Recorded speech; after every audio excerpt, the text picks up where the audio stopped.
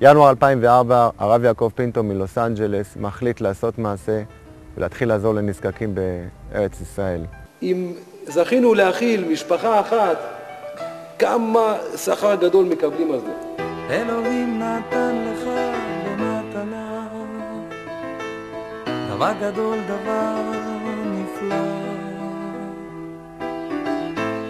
הכשרנו אנגר מתאים גדול במושב שדה עוזיהו.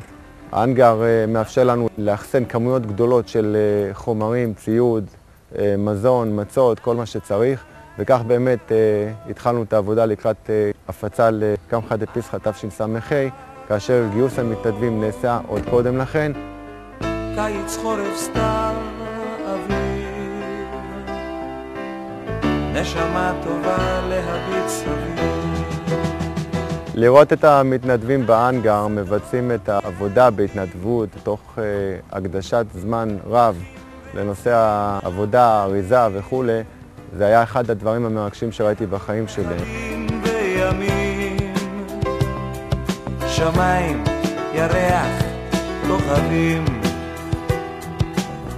נכון להיום גויסו המון מתנדבים שתורמים לנו ימים ולילות בזמנם החופשי על חשבון הבית, על חשבון העבודה. אם אנחנו היינו צריכים לעשות את העבודה הזאת לבד, לא היינו יכולים. ותאר ליבנו לעבדך באמת, ותאר ליבנו לעבדך באמת, הקדוש ברוך הוא.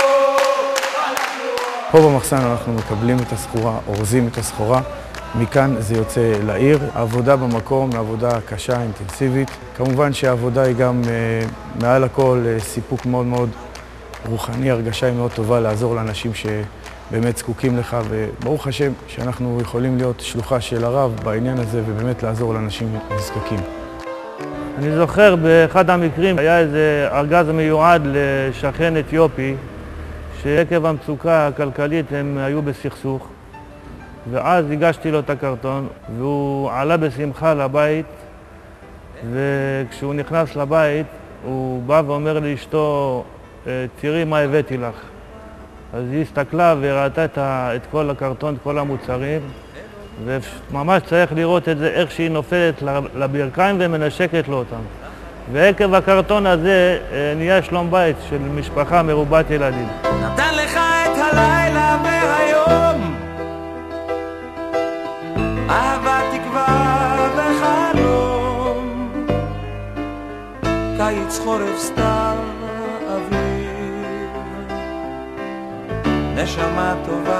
כשאתה רואה את החיוך נסוך על פניהם, אתה רואה את האושר ואת הקבלת פנים, ההפתעה, אתה פשוט מפתיע אותם באריזה עם אוכל, כשאין להם וזה, אז זה פשוט נפלא לראות את הדבר הזה. אלוהים נתן לך במתנה. נתיבי חיים ומשה פינטו הם התקווה והאור לתושבי אשדוד והסביבה. אנחנו מאמינים בזה, אנחנו רואים את זה בעיניים של המתנדבים שלנו, אנחנו זוכים להבין את זה גם מהתורמים שלנו. הכיוון שלנו באמת להיות התקווה והאור של כולנו. נתן לך חגים ושבתות,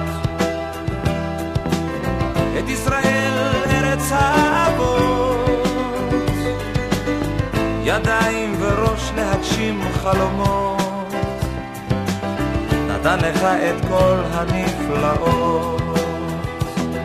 צנעת הפרט חשוב לנו, ככה שאנחנו הולכים לעשות את זה בשעות הלילה, על מנת לא לחשוף אותם, לא לבייש אותם, לעשות את זה בצורה מכובדת. להאזין לשירים, לראות צבעים. והמטרה הסופית שלנו היא באמת שבביתם יהיה אוכל, ומה שמגיע להם ולילדים הם יקבלו במיטב היכולות שיש לנו.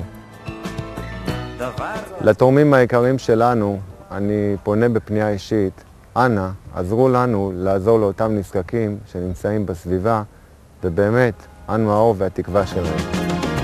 אלוהים, תן לי רק עוד מתנה, את השלום על פני האדמה.